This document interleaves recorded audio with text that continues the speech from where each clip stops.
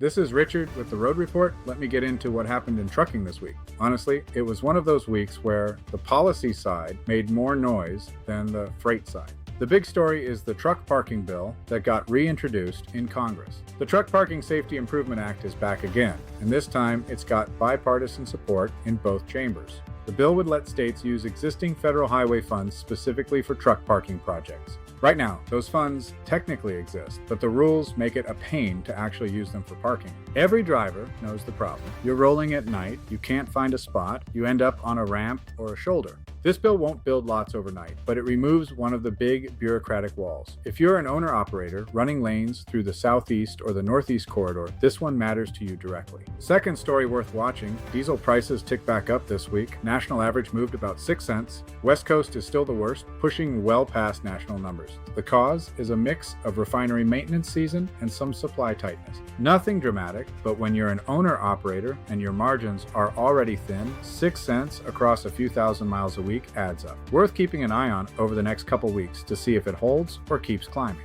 Third one, the FMCSA posted its latest update on the clearinghouse numbers and violations continue to climb. We're now past 1.2 million violations recorded since the thing launched. A big chunk of those are drivers who tested positive or refused to test and never started their return to duty process. That means there are a lot of folks locked out of the industry right now. If you're a small fleet trying to hire, this is part of why the pool feels smaller than it should. All right, quick hits. Yellow's old terminals are still being sold off. Estes picked up a handful more this week. That process is going to keep going for a while, and it's reshaping the LTL map, whether people are paying attention or not. Spot rates are still flat. We're in that seasonal stretch where produce season should bring some life, but it hasn't really kicked in hard yet. Reefer rates saw a small bump, but dry van is still sitting there. California's AB5 enforcement continues to be a mess. There are still lawsuits, still confusion, still owner-operators in the state trying to figure out their status. Nothing new got resolved this week, but it's worth saying out loud because people keep